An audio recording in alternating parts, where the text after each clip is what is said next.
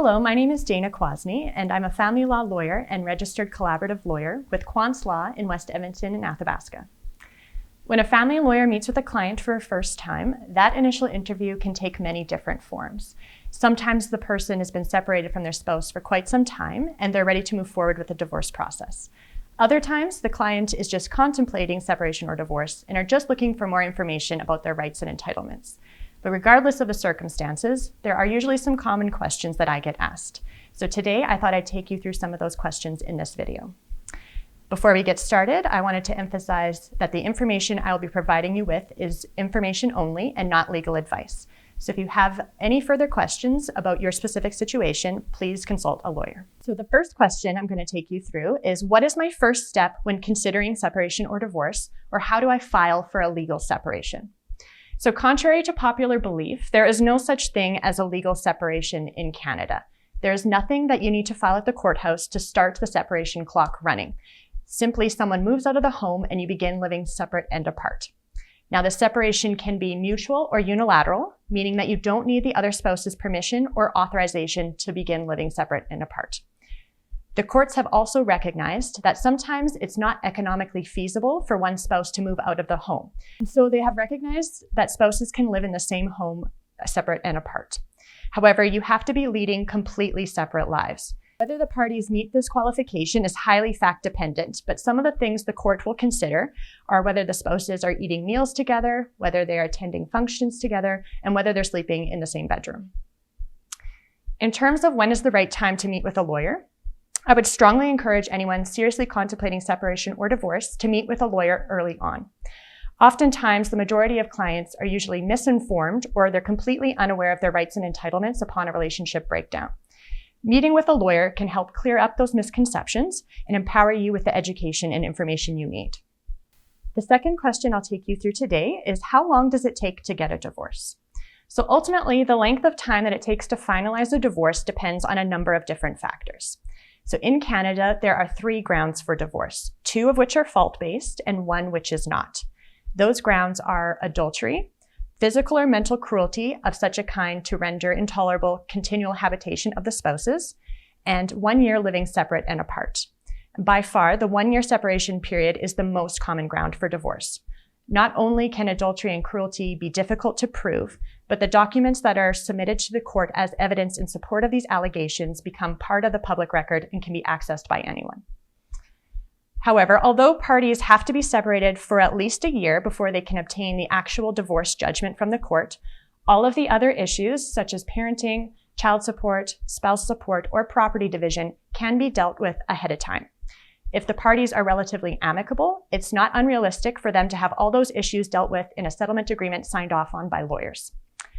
However, if the parties cannot come to an agreement on the issues and the court gets involved, the timelines become much longer. The next question is, will I have to pay child support or will I have to pay spousal or partner support? So generally speaking, if the children are residing with one parent for the majority of the time, the non-custodial parent will have to pay child support. And there are essentially 2 components to child support. We have the Section 3 table amount of child support and the Section 7 expenses. The Section 3 table support is usually quite simple to calculate. Essentially, we take the payer parent's income, their province of residence, the number of children, and then we use the federal child support guidelines to calculate what the monthly amount of support will be. There are certain instances where the court can deviate from this number. For example, if a parent is making more than $150,000 a year, or there's a shared parenting arrangement in place, the court can deviate from the table amount, but they will use that as a starting point. Section 7 expenses are more fact-dependent. So these are expenses which are considered extraordinary for the particular family involved. Typically, they include things such as daycare costs, medical or dental expenses over $100, and expensive extracurricular activities such as dance or hockey. Typically, Section 7 expenses include things such as daycare costs, potentially some more expensive extracurricular activities such as dance or hockey, and any medical or dental expenses over $100 a year. Spousal support, on the other hand, is much more discretionary and a much grayer area of the law. Before we can even discuss what amount of support will be paid and for how long, the person must first prove that they are entitled to seek support. So this is not automatic like child support.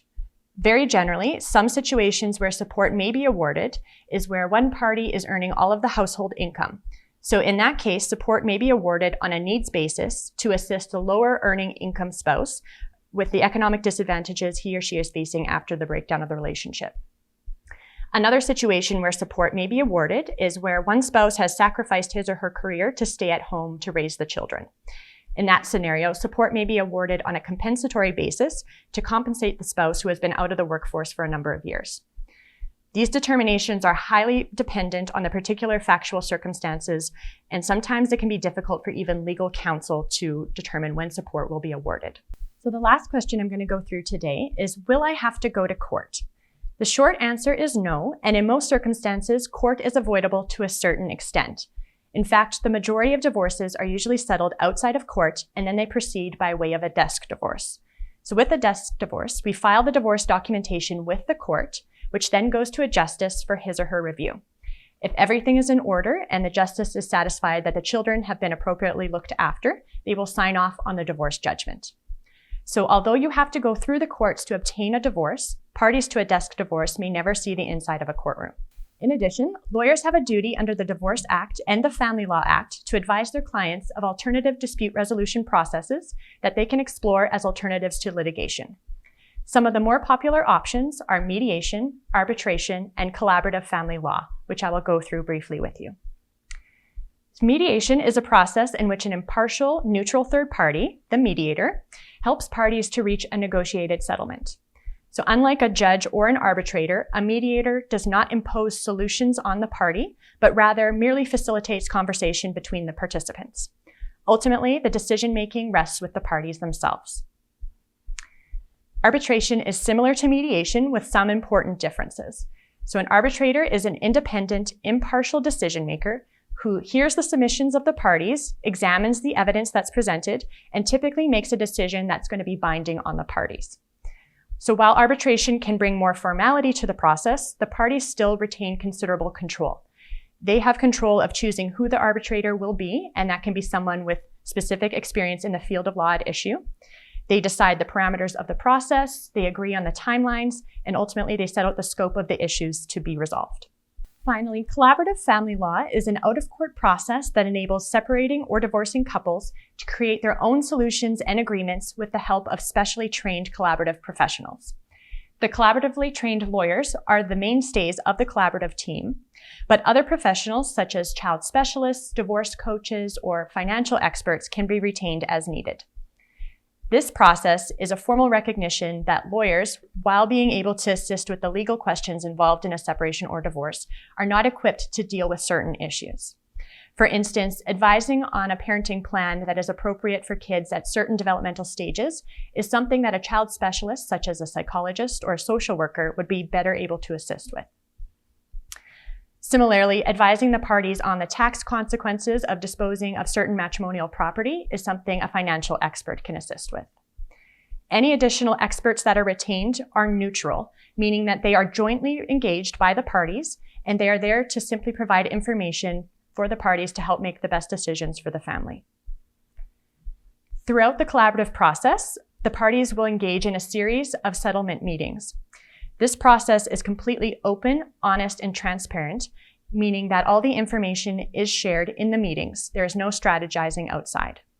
Rather than focusing on their positions, parties are encouraged to voice the underlying interests and concerns that are motivating them.